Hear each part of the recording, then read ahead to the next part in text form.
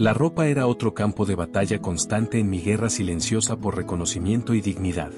Mientras Carlos siempre tenía uniformes nuevos para sus equipos deportivos y Ana lucía vestidos que mamá compraba especialmente para ella, yo vivía eternamente vestida con las obras de mis hermanos. La ropa de Carlos me quedaba ridículamente grande, transformándome en una versión paródica de feminidad, mientras que los vestidos de Ana, aunque más apropiados, siempre llegaban a mí desgastados, manchados o con algún defecto que los había descalificado del guardarropa de la princesa de la casa. Deberías estar agradecida de tener que ponerte, me decía mamá cuando yo me quejaba sutilmente de tener que usar una camisa de Carlos que me llegaba hasta las rodillas. Hay niños que no tienen ni eso. Pero lo que mamá no entendía era que no se trataba solo de tener ropa, sino de tener ropa que me hiciera sentir como una persona real, no como un fantasma vestido con las obras de otros fantasmas. En las fotos familiares, la diferencia era dolorosa y evidente. Carlos y Ana siempre impecables, sonrientes, perfectamente vestidos, mientras yo aparecía en un rincón como una sombra disfrazada, con ropa que claramente no era mía y una sonrisa forzada que no lograba ocultar la tristeza en mis ojos.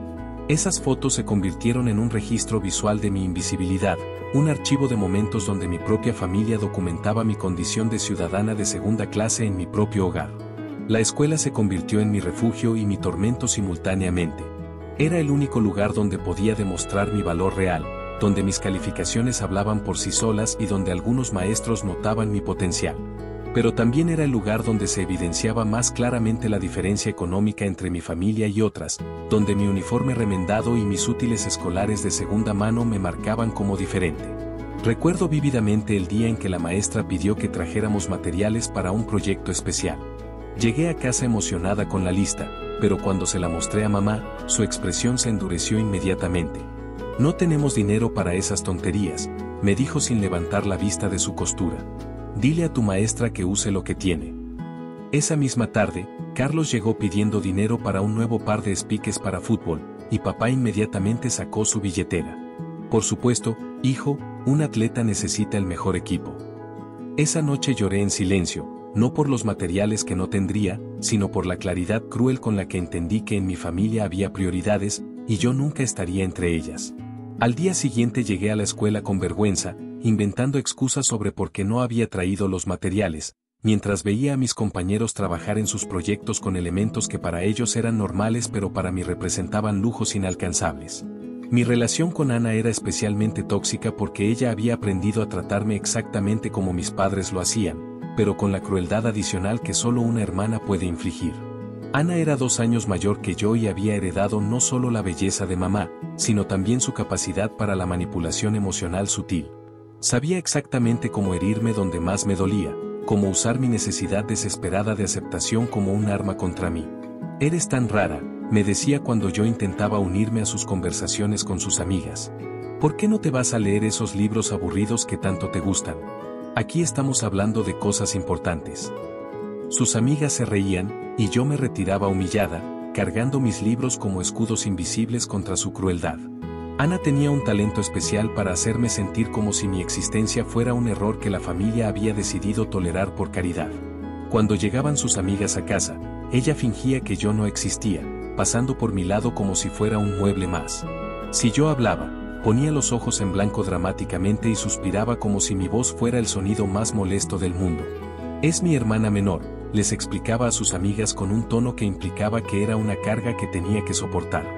Ya sabes cómo son a esa edad, siempre queriendo atención. Pero lo más doloroso era cuando Ana usaba mis inseguridades como entretenimiento para sus amigas, contándoles historias exageradas sobre mis rarezas o imitando mi forma de hablar para hacerlas reír. Carlos, por su parte, me trataba con una indiferencia que era casi peor que el desprecio activo de Ana. Para él, yo simplemente no existía en ningún nivel significativo. Era como vivir con un fantasma que ocasionalmente reconocía mi presencia solo cuando necesitaba algo de mí. Ve a buscarme agua, me ordenaba sin levantar la vista de su videojuego. Dile a mamá que necesito dinero para salir. Yo me había convertido en su mensajera personal, en una extensión útil pero invisible de su comodidad. Nunca me preguntaba cómo estaba, qué pensaba, o si necesitaba algo. En su mundo, yo era un personaje de fondo cuya única función era hacer su vida más fácil cuando él lo requería. Recuerdo una vez cuando sus amigos vinieron a casa y yo estaba en la sala leyendo. Carlos entró con ellos y me señaló como si fuera un objeto fuera de lugar. Esa es mi hermana menor, les dijo con el mismo tono que usaría para explicar la presencia de una mascota molesta. No le hagan caso, siempre está ahí leyendo cosas raras. Sus amigos ni siquiera me miraron directamente, como si la descripción de Carlos fuera suficiente para clasificarme como irrelevante. Esa tarde entendí que para Carlos yo no era una hermana, sino una presencia incómoda en su territorio que él tenía que tolerar por obligación familiar. Su indiferencia se había convertido en una forma de violencia silenciosa que me recordaba constantemente mi lugar en la jerarquía familiar. Las noches eran el momento más solitario en una casa llena de gente que se suponía debía amarme.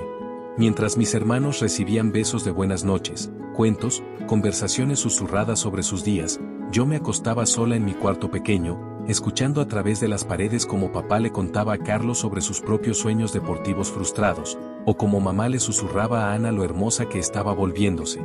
Yo me quedaba despierta en la oscuridad, inventando conversaciones que nunca tendríamos, imaginando cómo sería si alguien se preocupara por mis pesadillas o quisiera escuchar sobre mis sueños. Mi cuarto se había convertido en una isla de silencio, en una casa que vibraba con el amor que mis padres sentían por mis hermanos. A veces me levantaba en medio de la noche y caminaba por la casa como un fantasma, observando las fotos familiares donde yo aparecía siempre en los márgenes, siempre un poco borrosa, como si incluso la cámara hubiera captado mi condición de intrusa en mi propia familia. En esos momentos de soledad absoluta, cuando el mundo dormía y yo era la única consciente de mi dolor, tomaba decisiones silenciosas. Decidía que si no podía ser amada en esta casa, entonces me convertiría en alguien imposible de ignorar. Decidía que mis lágrimas no serían eternas, que mi invisibilidad no sería permanente, que algún día ellos tendrían que mirarme y ver todo lo que habían desperdiciado. El dinero era el símbolo más claro de mi posición en la familia, el termómetro exacto que medía cuánto valía yo en comparación con mis hermanos. Cuando Carlos necesitaba algo, cualquier cosa, desde espiques de fútbol hasta dinero para salir con sus amigos, la respuesta siempre era por supuesto, hijo. Cuando Ana quería un vestido nuevo para una fiesta o dinero para productos de belleza, papá sacaba su billetera sin chistar, incluso sonriendo como si darle dinero fuera un placer. Pero cuando yo necesitaba algo, incluso necesidades básicas como útiles escolares o una mochila que no estuviera rota, se convertía en una negociación familiar donde se discutía cada peso como si fuera el último de la casa. ¿Realmente necesitas eso?, me preguntaba mamá con un suspiro exagerado cuando yo pedía dinero para una excursión escolar que costaba menos de lo que Carlos gastaba en una sola salida con sus amigos. No puedes pedirle prestado a alguien, sugería papá, como si pedirme que mendigara fuera una solución razonable. Aprendí a no pedir nada, a aceptar que mis necesidades siempre serían menos importantes que los caprichos de mis hermanos. Desarrollé una habilidad extraña para hacer que las cosas duraran más tiempo del normal, para encontrar alternativas creativas a todo lo que necesitaba, para vivir con menos porque menos era todo lo que me correspondía. Pero lo que más me dolía no era la escasez económica, sino la claridad con la que esta escasez comunicaba el mensaje de que yo no era una inversión que valiera la pena para mi familia. La comida se convirtió en otro campo de batalla donde las diferencias familiares se servían diariamente en la mesa. Mamá cocinaba como si hubiera dos familias diferentes viviendo en la misma casa, una compuesta por Carlos y Ana, que merecían las mejores porciones, los cortes más tiernos, los postres más dulces, y otra compuesta solo por mí, que debía contentarse con lo que sobraba después de que los importantes hubieran comido. No comas tan rápido, me regañaba mamá cuando yo intentaba asegurarme una porción decente antes de que se acabara. Deja que tus hermanos se sirvan primero. Pero incluso cuando esperaba pacientemente mi turno, las mejores partes ya habían desaparecido, y yo terminaba comiendo los pedazos que nadie más quería. Carlos podía repetir las veces que quisiera, Ana podía dejar comida en su plato sin que nadie se lo cuestionara, pero si yo pedía una segunda porción, mamá me miraba como si hubiera cometido un acto de glotonería imperdonable. ¿No tuviste suficiente?, me preguntaba con una voz que dejaba claro que la respuesta correcta era sí, independientemente de si era verdad o no. Aprendí a comer despacio para hacer que la comida durara más, a saborear cada bocado porque sabía que no habría más, a fingir que estaba satisfecha cuando en realidad seguía con hambre.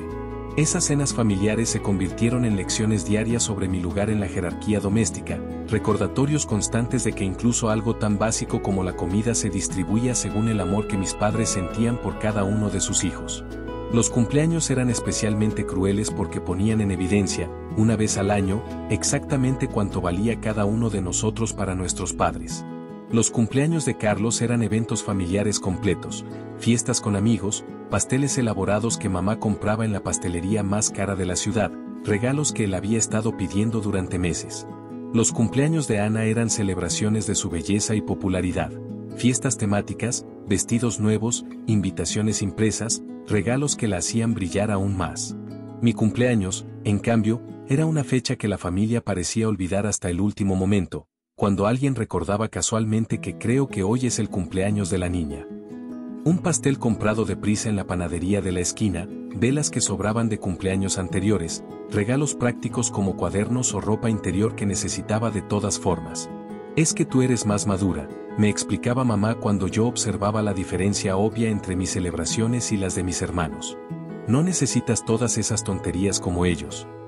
Pero lo que mamá no entendía era que no se trataba de tonterías, sino de sentirse especial por un día, de saber que tu existencia era motivo de celebración para alguien, de experimentar aunque fuera por unas horas la sensación de ser el centro de atención de tu propia familia. Mis cumpleaños se convirtieron en recordatorios anuales de mi invisibilidad, en fechas que marcaba en el calendario no con expectativa, sino con una resignación silenciosa que crecía un poco más cada año. La educación se convirtió en mi tabla de salvación y mi fuente de mayor frustración simultáneamente.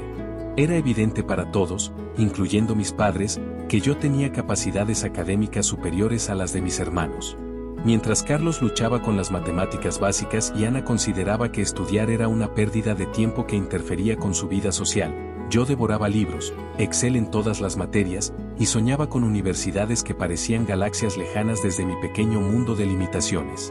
Pero en lugar de celebrar mi potencial académico, mis padres lo veían como una rareza incómoda, como una característica que me alejaba aún más de lo que ellos consideraban normal y deseable en una hija.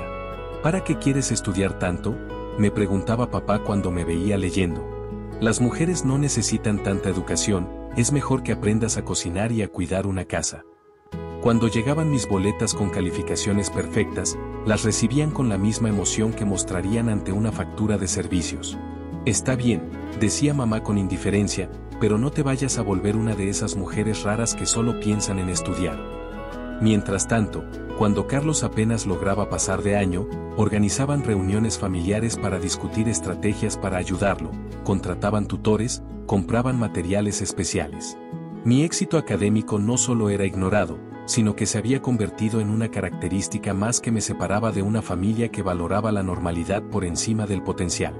Las comparaciones constantes fueron erosionando mi autoestima como gotas de ácido que caen siempre en el mismo lugar hasta abrir un agujero irreparable.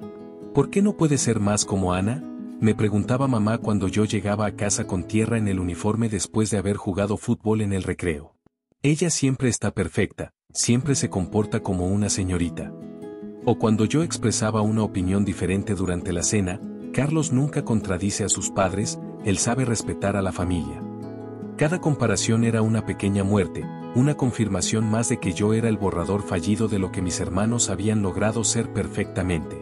No importaba que yo fuera más inteligente que Carlos o más auténtica que Ana, lo que importaba era que no era como ellos, y en mi familia, ser diferente equivalía a estar equivocada.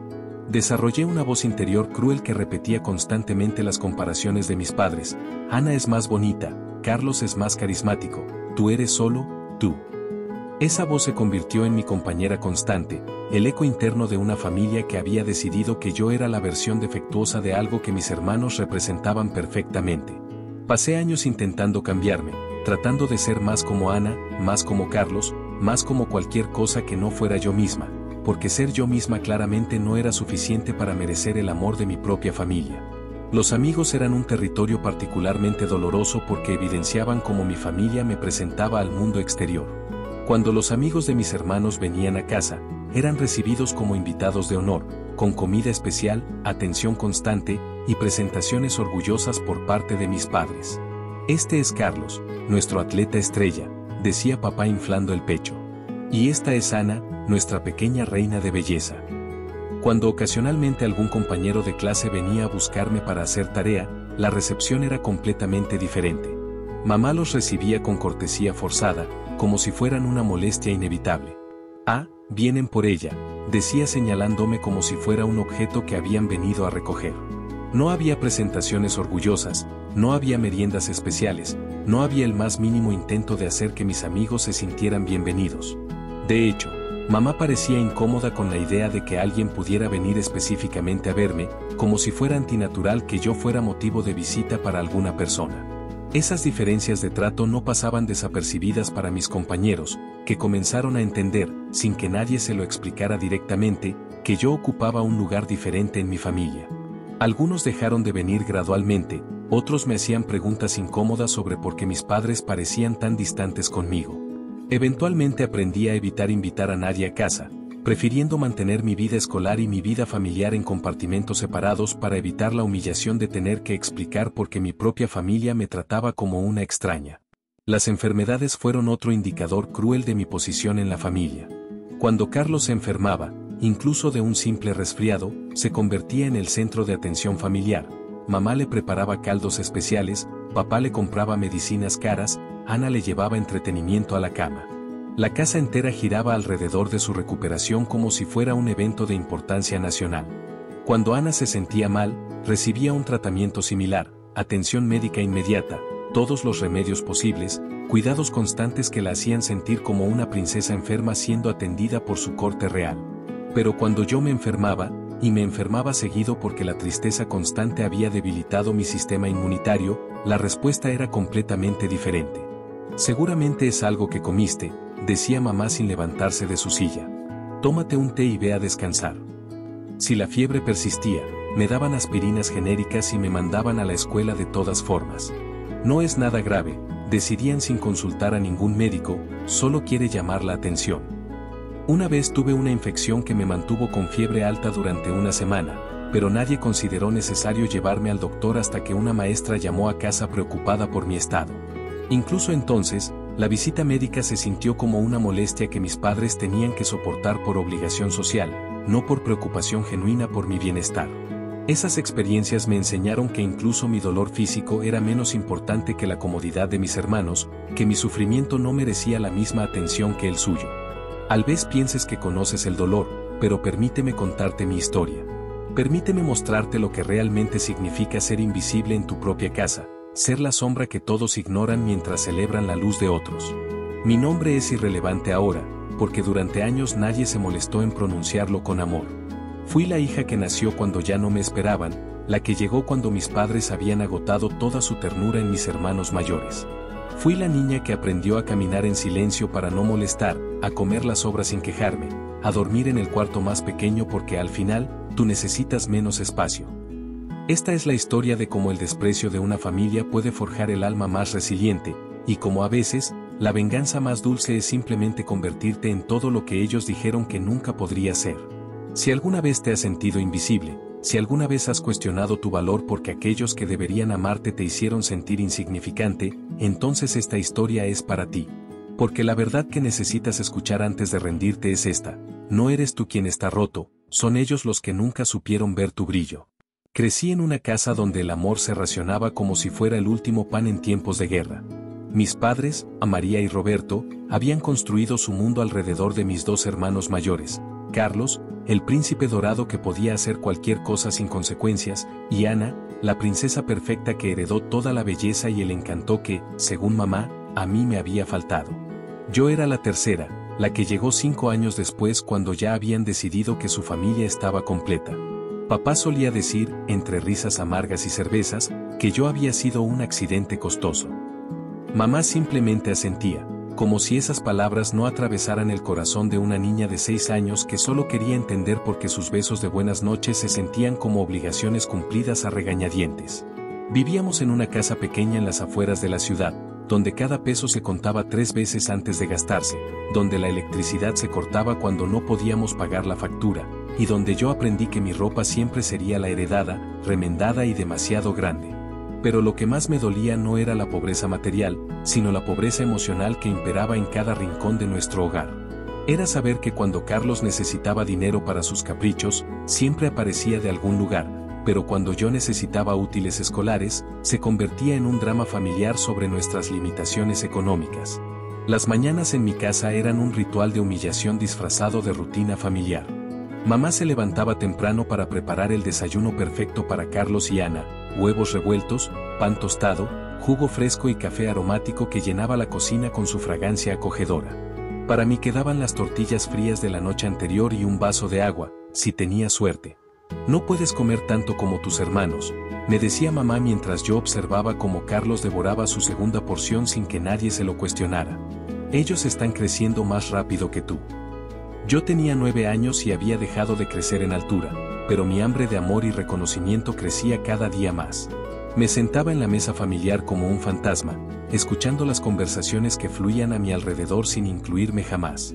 Carlos hablaba de sus partidos de fútbol y todos escuchaban embobados. Ana contaba sobre sus conquistas escolares y recibía aplausos.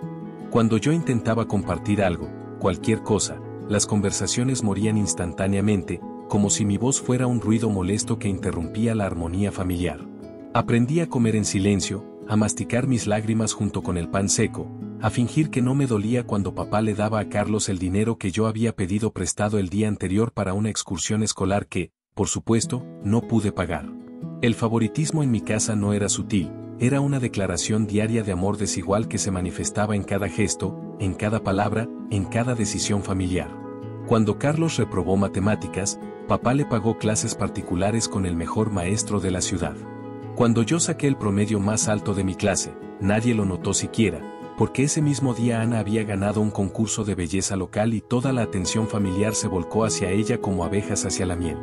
Recuerdo perfectamente la tarde en que llegué a casa corriendo, con mi boleta de calificaciones en la mano, emocionada porque había obtenido puras excelencias por primera vez en mi vida. Encontré a toda la familia reunida en la sala, celebrando que Carlos había anotado un gol en su partido de fútbol. Intenté mostrar mi boleta, pero mamá me hizo callar con un gesto impaciente. ¿No ves que estamos ocupados, niña? Después hablamos de tus cosas. Ese después nunca llegó. Mi boleta quedó olvidada en la mesa de la cocina, manchada por el café que Ana derramó sin disculparse. Esa noche lloré en mi cuarto, abrazando esa boleta como si fuera un tesoro que nadie más podía ver. Fue la primera vez que entendí que mis logros no tenían valor en mi propia familia, que yo podía dar lo mejor de mí y aún así permanecer invisible. Los domingos eran especialmente crueles porque era cuando la familia extendida nos visitaba, y mis padres aprovechaban para exhibir a sus hijos perfectos como si fueran trofeos vivientes. Carlos y Ana recibían toda la atención, todos los elogios, todos los regalos que los tíos traían para los niños. Yo me había acostumbrado a quedarme en un rincón, observando desde las sombras cómo mis hermanos brillaban bajo la luz de la admiración familiar.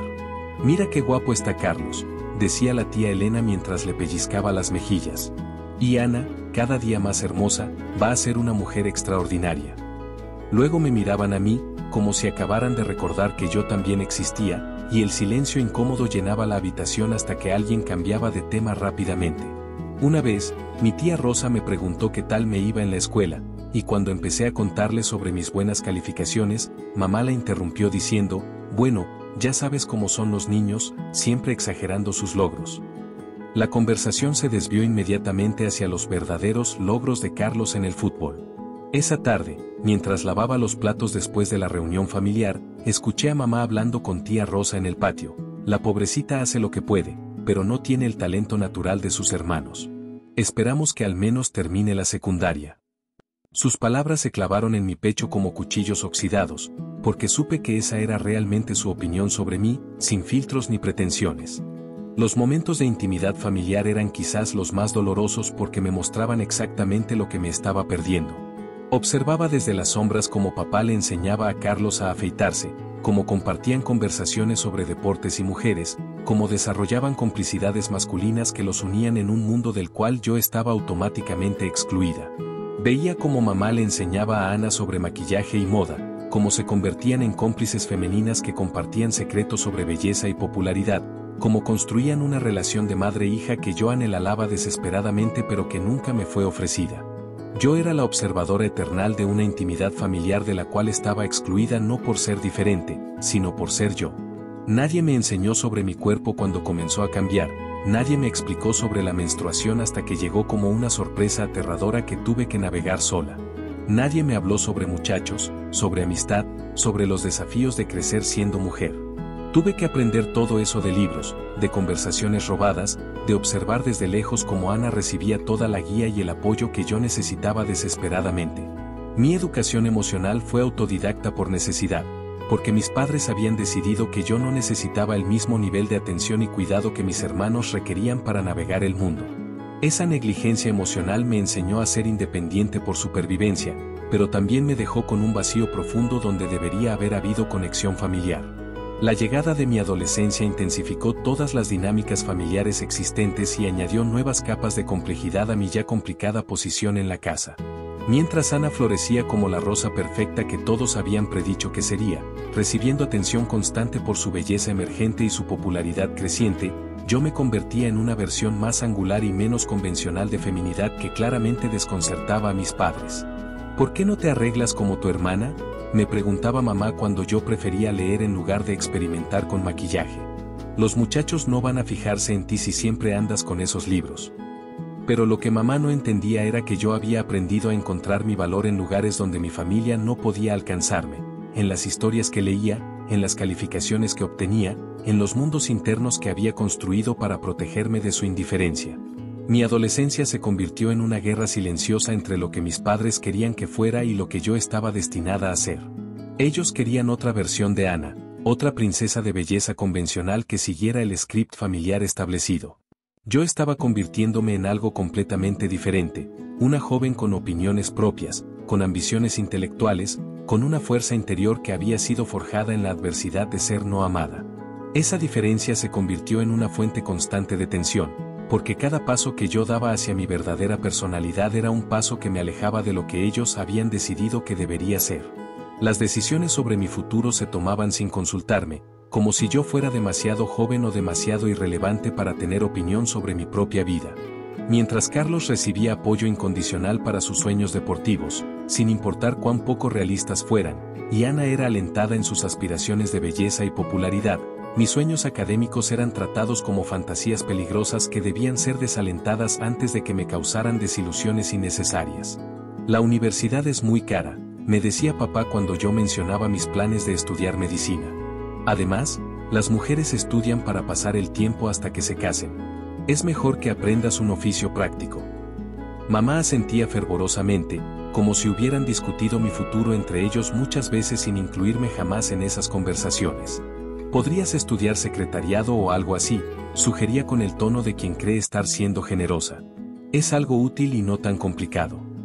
Sus palabras me golpeaban como bofetadas invisibles, porque cada sugerencia era una negación de todo lo que yo era y todo lo que podía llegar a ser.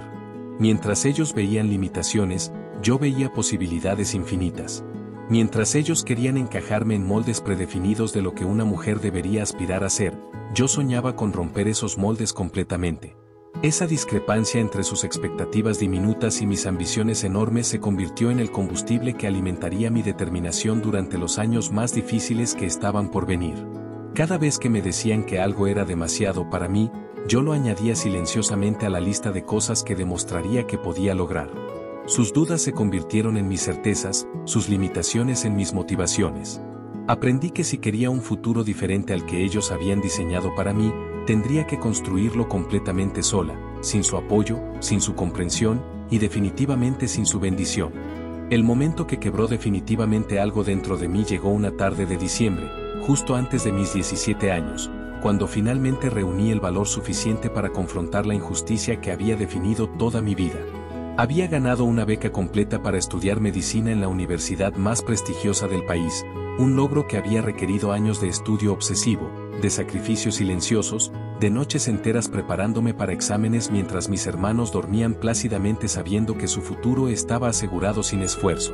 Llegué a casa con la carta de aceptación temblando en mis manos, con el corazón latiendo tan fuerte que estaba segura de que todos podían escucharlo. Era mi momento, finalmente, el momento en que mi familia tendría que reconocer que yo era más que la sombra invisible que habían creído durante todos estos años. Encontré a mis padres en la sala, discutiendo cómo conseguir dinero para comprarle un carro a Carlos para su cumpleaños número 18. Mamá, papá, dije con una voz que intentaba sonar firme pero que se quebraba por la emoción. Tengo algo importante que contarles. Les mostré la carta, les expliqué sobre la beca, sobre lo que significaba, sobre el futuro brillante que se abría ante mí. Esperé sus sonrisas, sus abrazos, su orgullo. En cambio, recibí silencio. Un silencio largo y pesado que llenó la habitación como una niebla tóxica. Finalmente, papá habló: ¿y quién va a pagar tus gastos de alimentación y vivienda? ¿Crees que el dinero crece en los árboles? Mamá añadió, sin levantar la vista de la revista que estaba hojeando: además, no puedes irte a otra ciudad. ¿Qué van a decir los vecinos de una muchacha viviendo sola? En ese momento, algo se rompió dentro de mí con un sonido que solo yo pude escuchar. No era solo decepción, era la muerte de la última esperanza que tenía de que algún día mis padres me verían como realmente era. Esa noche tomé la decisión más importante de mi vida.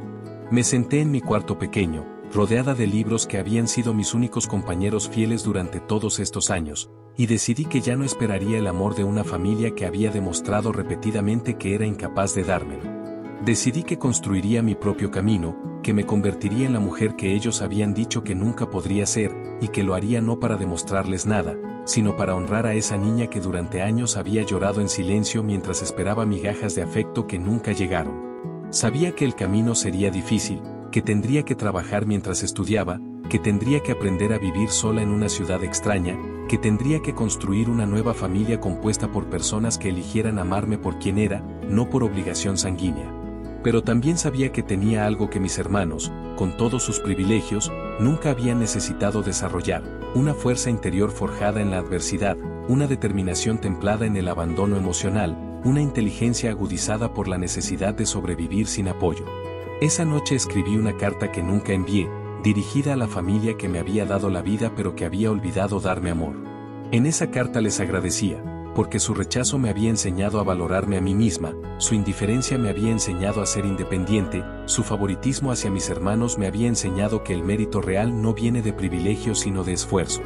Les agradecía por haberme mostrado exactamente cómo no quería tratar a mis futuros hijos, por haberme enseñado que el amor verdadero es una elección diaria, no una obligación biológica.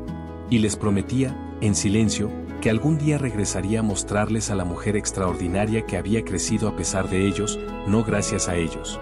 Los años que siguieron fueron una montaña rusa de desafíos y triunfos que moldearon mi carácter de maneras que mi familia nunca podría haber imaginado. Me fui de casa a los 17 años con una maleta prestada, 300 pesos que había ahorrado trabajando los fines de semana, y una determinación férrea que había sido forjada en 17 años de ser subestimada. La universidad se convirtió en mi renacimiento. Por primera vez en mi vida, estaba en un lugar donde mi inteligencia era valorada, donde mis opiniones importaban, donde podía brillar sin que nadie intentara opacar mi luz para hacer que otros se vieran mejor. Trabajé en cafeterías, di clases particulares, vendí mis apuntes, hice todo lo necesario para mantenerme a flote mientras mis compañeros de clase se quejaban de que sus padres les habían mandado menos dinero del usual.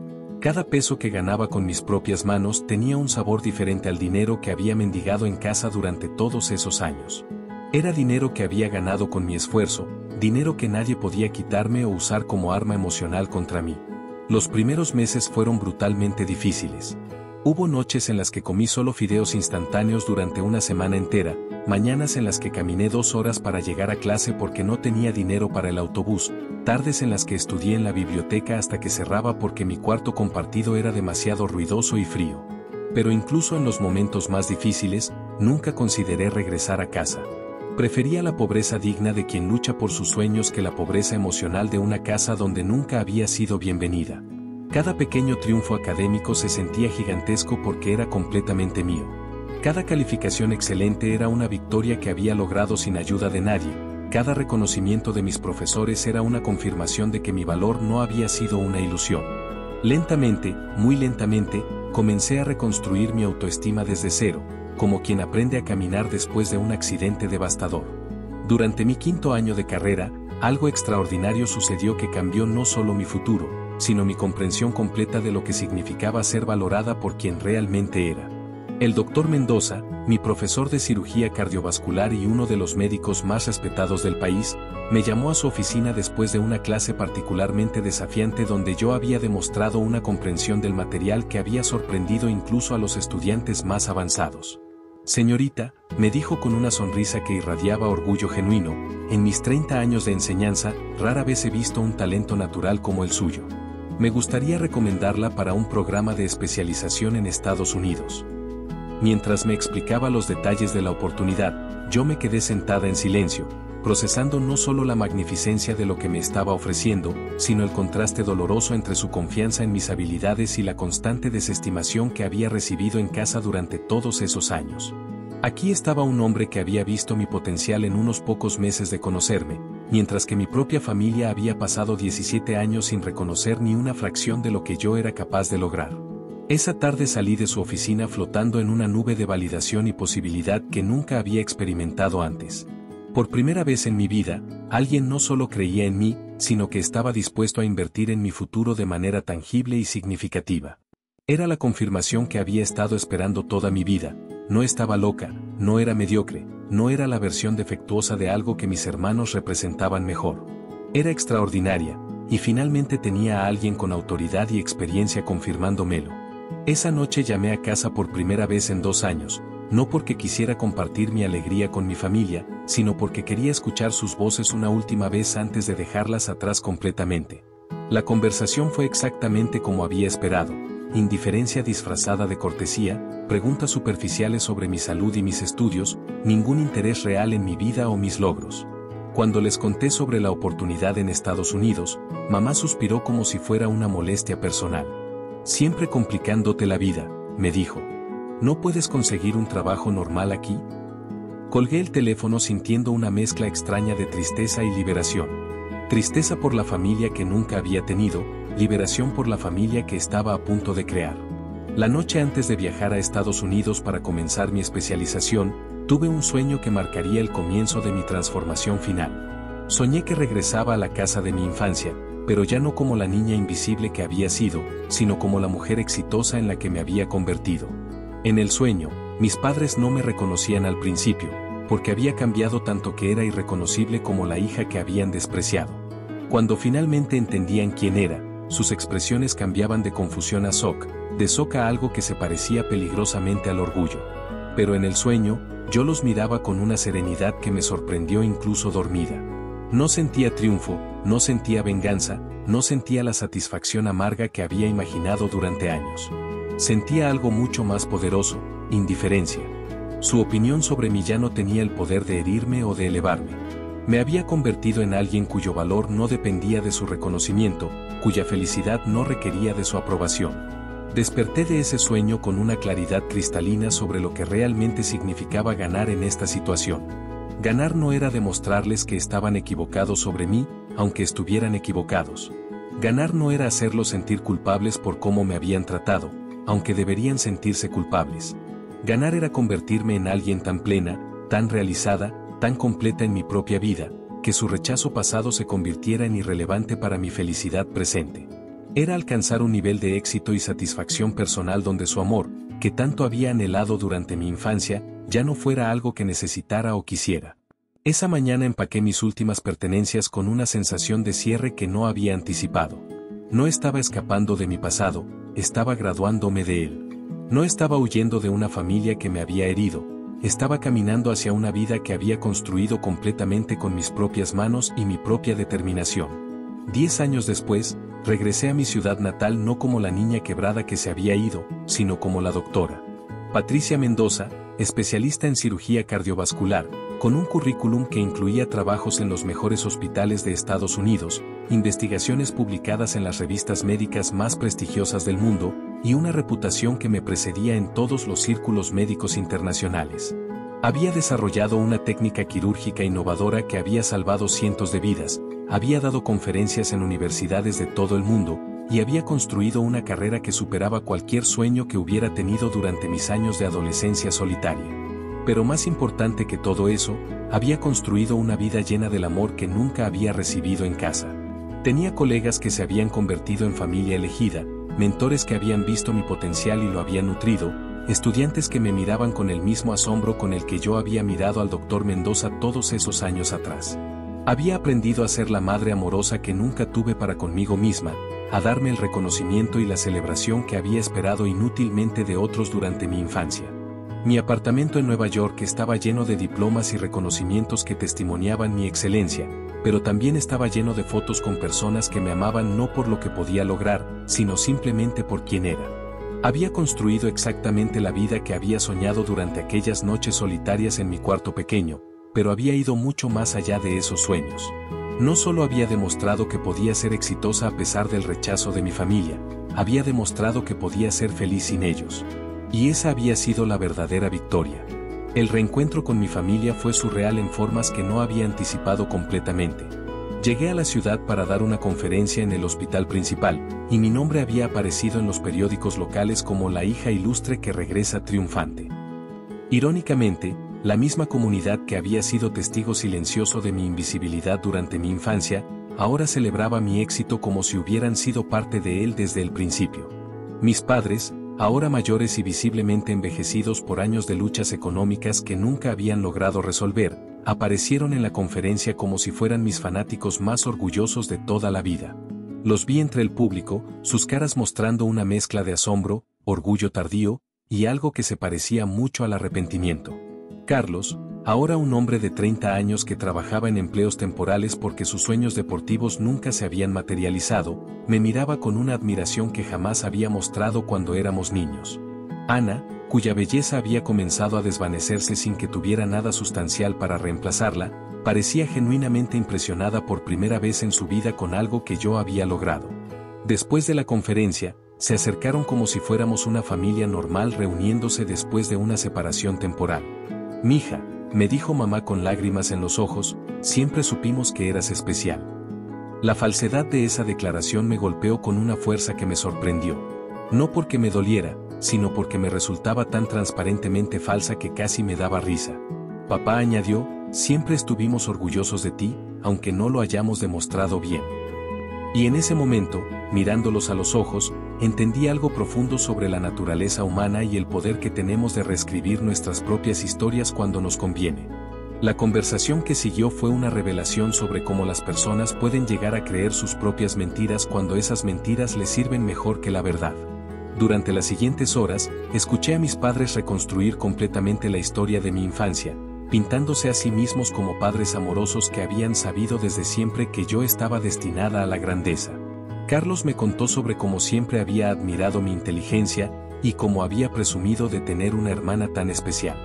Ana afirmó que ella había sido mi mayor defensora durante todos esos años, convenientemente olvidando cada humillación que me había infligido. Era fascinante y perturbador observar cómo habían reorganizado sus memorias para encajar con la realidad presente donde yo era alguien de quien valía la pena estar orgullosos. No lo estaban haciendo conscientemente para manipularme, genuinamente parecían haber convencido a sí mismos de que esta nueva versión de la historia era la verdadera. Era como si mi éxito hubiera sido tan incompatible con el tratamiento que me habían dado, que sus mentes habían elegido reescribir el pasado en lugar de enfrentar la incomodidad de la contradicción. Mientras los escuchaba hablar, me di cuenta de que había dos opciones delante de mí. Podía confrontarlos con la verdad, forzarlos a reconocer el dolor que habían causado, exigir las disculpas que merecía desde hacía tantos años. O podía hacer algo mucho más poderoso, podía sonreír, asentir, y permitirles vivir en su versión revisada de la historia mientras yo disfrutaba la libertad de saber exactamente quién era y cómo había llegado hasta ahí. Elegí la segunda opción, no por cobardía, sino por una forma de poder que había aprendido durante mis años de terapia en Estados Unidos, el poder de no necesitar que otros reconozcan tu verdad para que esa verdad tenga valor.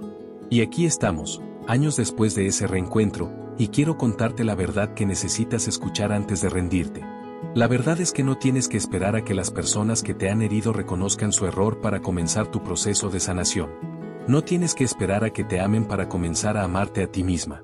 No tienes que esperar a que vean tu valor para comenzar a construir una vida que refleje ese valor.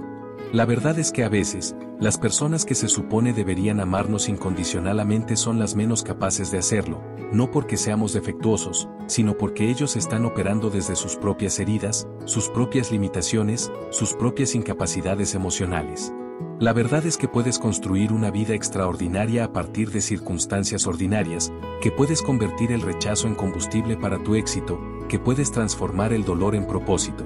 Mi familia nunca se disculpó realmente por los años de negligencia emocional, nunca reconoció completamente el daño que habían causado, nunca tuvo la conversación profunda y honesta que una parte de mí había anhelado durante décadas. ¿Y sabes qué? Ya no la necesito. Porque construye algo mucho mejor que una disculpa, construye una vida tan plena, tan rica, tan llena de amor genuino y logros reales, que su aprobación tardía se convirtió en irrelevante. Hoy tengo relaciones con personas que me eligieron no por obligación familiar, sino porque genuinamente valoran quién soy. Tengo una carrera que me llena de propósito, una reputación que se basa en décadas de trabajo excelente, y una paz interior que viene de saber que todo lo que tengo, lo he ganado con mi propio esfuerzo y mi propia determinación. La venganza más elegante no es destruir a quienes te han herido, es construir una vida tan extraordinaria que su capacidad de herirte se vuelva obsoleta. Es alcanzar un nivel de realización personal donde su amor, que tanto anhelaste, ya no sea algo que necesites para sentirte completa. Es convertirte en una versión tan poderosa y auténtica de ti misma, que cuando finalmente te vean, se den cuenta de todo lo que perdieron al no valorarte desde el principio. Pero para entonces, su reconocimiento tardío será simplemente una nota al pie en la historia de tu triunfo, no el capítulo principal. Hoy, cuando veo a mi familia en las pocas ocasiones en que coincidimos, siento algo que nunca pensé que sentiría: compasión. Compasión por las personas que fueron tan limitadas en su capacidad de amar que perdieron la oportunidad de conocer realmente a una de sus hijas. Compasión por Carlos, que nunca desarrolló las habilidades internas necesarias para construir una vida significativa más allá de sus privilegios tempranos.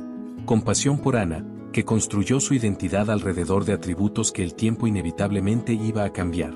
Compasión por mis padres, que operaron desde sus propias heridas de infancia y nunca aprendieron que el amor verdadero es una práctica diaria, no una obligación biológica. Esta compasión no significa que excuse su comportamiento o que minimice el daño que causaron. Significa que he alcanzado un lugar en mi healing donde puedo ver a las personas heridas detrás de las acciones hirientes, sin permitir que esa comprensión disminuya la validez de mi propia experiencia. Si estás escuchando esta historia y reconoces elementos de tu propia vida en ella, quiero que sepas que tu dolor es válido, tu experiencia es real, y tu futuro no está determinado por tu pasado. Quiero que sepas que es posible sanar de una infancia donde no fuiste valorada, que es posible construir relaciones saludables después de haber crecido en dinámicas tóxicas, que es posible amarte a ti misma después de años de ser tratada como si fueras menos valiosa que otros. El proceso no es fácil, y no es rápido, pero es absolutamente posible. Requerirá que desarrolles una relación completamente nueva contigo misma, que aprendas a ser la fuente de validación y amor que esperaste recibir de otros, que construyas una vida basada en tus propios valores y sueños en lugar de las expectativas o limitaciones que otros han puesto sobre ti. Requerirá que rodees de personas que te vean realmente, que te valoren auténticamente, que te apoyen incondicionalmente. Requerirá que desarrolles la fortaleza interior para mantenerte firme en tu propia verdad, incluso cuando otros intenten minimizar tu experiencia o reescribir tu historia. Pero cada paso de ese proceso te acercará más a la persona que estás destinada a ser, la persona que siempre ha sido por debajo de todas las capas de dolor y duda que otros han puesto sobre ti. Tu historia no termina con el rechazo que has experimentado, ese rechazo es simplemente el prólogo de una historia mucho más grande sobre resiliencia, autenticidad, y el poder transformador de rehusarte a rendirte ante las expectativas limitadas que otros tienen sobre tu vida. La verdad que necesitas escuchar antes de rendirte es esta: eres más fuerte de lo que crees, más valiosa de lo que te han hecho sentir, y más capaz de lo que cualquiera haya reconocido hasta ahora. Tu valor no está determinado por aquellos que han fallado en verlo, tu potencial no está limitado por aquellos que han fallado en nutrirlo, tu futuro no está definido por aquellos que han fallado en creer en él. Tienes dentro de ti todo lo que necesitas para construir una vida extraordinaria, para sanar las heridas que otros han causado, para convertirte en la persona que has estado destinada a ser desde el momento en que llegaste a este mundo. No necesitas la aprobación de quienes te han rechazado para comenzar a vivir auténticamente. No necesitas el reconocimiento de quienes te han ignorado para comenzar a celebrar tus propios logros. No necesitas el amor de quienes han sido incapaces de dártelo para comenzar a cultivar relaciones que te nutran realmente. Todo lo que necesitas ya está dentro de ti, esperando a ser descubierto, desarrollado y expresado en el mundo. Mi historia no es especial porque haya logrado cosas extraordinarias, mi historia es especial porque demuestra que cualquier persona, sin importar de dónde venga o cómo haya sido tratada, puede elegir escribir un final diferente para su vida. Puedes elegir ser la heroína de tu propia historia en lugar de la víctima de la historia de alguien más. Puedes elegir construir en lugar de destruir, crear en lugar de lamentarte, florecer en lugar de simplemente sobrevivir. Esa elección está disponible para ti en este momento, sin importar cuánto tiempo hayas estado esperando a que otros te den permiso para brillar. Si esta historia ha tocado tu corazón, si has visto reflejada tu propia experiencia en estas palabras, si has sentido esa mezcla de dolor y esperanza que viene de ser realmente vista y entendida, entonces te pido que hagas algo importante: comparte esta historia. Compártela porque en algún lugar hay una niña que se siente invisible en su propia casa y necesita saber que no está sola. Compártela porque hay una adolescente que está dudando de su propio valor y necesita escuchar que es extraordinaria tal como es. Compártela porque hay una mujer que está considerando rendirse ante sus sueños y necesita recordar que nunca es demasiado tarde para comenzar de nuevo. Dale like a este video si estas palabras han significado algo para ti, porque cada like le dice a alguien más que su historia importa, que su dolor es válido, que su futuro es brillante. Déjame un comentario contándome qué parte de esta historia resonó más contigo, qué verdad necesitabas escuchar hoy, qué decisión vas a tomar diferente después de escuchar estas palabras. Y suscríbete a este canal porque aquí seguiremos contando historias de transformación, de resiliencia, de mujeres que han elegido escribir finales extraordinarios para vidas que comenzaron en circunstancias ordinarias. Recuerda, tu historia no ha terminado de escribirse. Los capítulos más hermosos aún están por venir.